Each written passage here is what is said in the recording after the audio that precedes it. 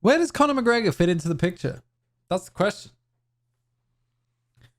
He's coming back 2023, no doubt, if he does. And that's if he doesn't get sucked into the whole Mayweather $1.5 billion deal thing that's happening, right?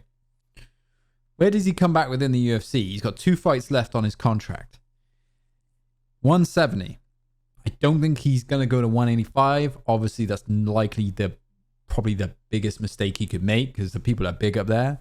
But he could fight at 170. We've seen him at 170. He's not a big 170, but at the end of the day, he's probably not making 155 based off the size. Now, let's hypothetically say for what's at 155, where he's got a Poirier rematch that he never really got to finish. Poirier said he's not entertaining that. You've got Justin Gaethje, who's kind of spouting up saying that he's using steroids.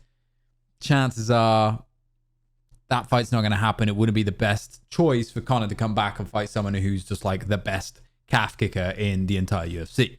Doesn't make sense. Would they give him a title shot against Islam or Oliveira, depending on obviously who wins this upcoming next weekend? A UFC 280, potentially. They could do that. Obviously, they could give him Benar Dariush, but giving him a wrestler probably stylistically isn't the best matchup. They could give him Michael Chandler. Stylistically, very good matchup. Could go either way.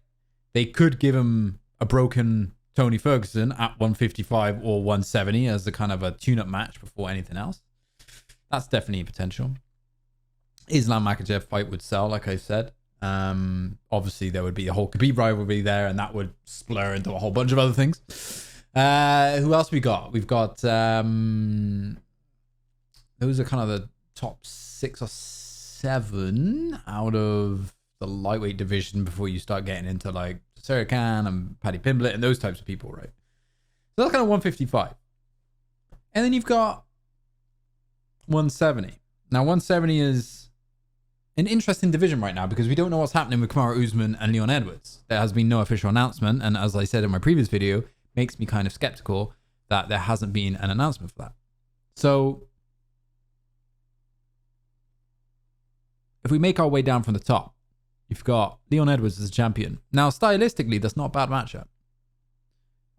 Edwards has wrestling, but he doesn't use it that much. Yes, he used it. He had to use it a bit against Usman, but like usually he does stand and strike. Like when he fought Bilal Muhammad, those sorts of people. Like yes, he does grappling against Cage Stone, but it doesn't really make sense. He would probably make it a stand-up fight because I think he'd want to beat him on the feet. Could use grappling. Who knows? Then you got Usman, who's obviously predominantly a wrestler, but has significantly increased in striking. Then you've got Hamzat Chimaev, which obviously is a very dangerous game for Conor. Massive fight if that happened, obviously. 170. But again, can Hamzat Chimaev actually make 170? And it just wouldn't happen. He just wouldn't fight a wrestler of that level. He'd just get destroyed, right? So the top 3, Leon Edwards is probably the only chance Conor McGregor has of beating in out of those 3. If I was going to do it. Unless Usman's done now, he's been kicked in the head, right? And we've got... who have we got now? We've got... who else is in 170? We've got... what's his name? Totally lost what I was thinking. We've got Gilbert Burns. Gilbert Burns, dangerous fight. Obviously, we saw him against Hamzat, put up a massive fight against Hamzat. Gilbert Burns doesn't get enough respect on his name. Very dangerous. Very, very dangerous. So we'll see. I don't think that would happen. Jorge Masvidal, right? I think that's obviously one of the matchups that the UFC are likely looking at for Conor's return.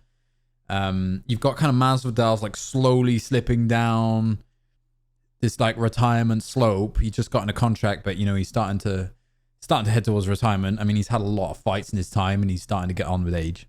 It would be a good fight though. Good matchup stylistically. There wouldn't be much wrestling. It would be stand up. I think it would be probably one of the biggest fights UFC put on, unless they put on like an obviously Khabib came out of retirement, but we'll see, right? Depends on what way he goes back. You know, and the other one that I was thinking stylistically would make sense would be Wonder Boy. And obviously I don't want to forget about Bilal Muhammad too. Sorry. So we've got Wonder Boy in there. We've got Wonder Boy kind of coming in. Stylistically, again, both karate style fighters, less wrestling. I think that would be a good tune-up fight for McGregor, depending on, because Wonder Boy's getting older too, right? He's kind of 38, I think, has lost the last few, and I'm not going to forget Bilal Muhammad either, right? I mean, again, Bilal Muhammad's got good wrestling, good grappling. Predominantly likes to do stand-up fighting. Be very interesting to see that matchup. So I think it could go either way. I mean, the fights are there.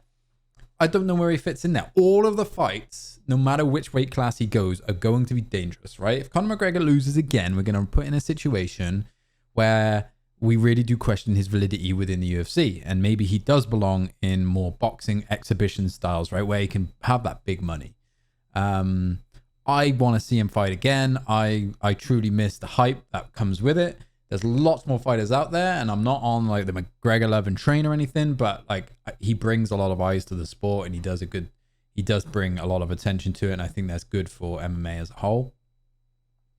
And it would be good to see him kind of come back up through the rankings again, but I don't think that's going to happen anytime soon because the fights are too dangerous. The competition is much higher than what it was when he was coming up through the ranks in lightweight, in featherweight. So it's a little different, right? So we'll see what happens. Let me know. Leave me a comment on the down below. I'm very interested to know how you guys think he's going to fit into the whole roster. And yeah, if you haven't done so already, hit that like, hit that subscribe, hit that little bell that notifies you the next time I go live. I do appreciate it. Everyone who watches these videos, if you're 7 minutes in, you should probably subscribe because at least you've stayed. And that's it. Thanks for watching this episode, and I will see you on the next one.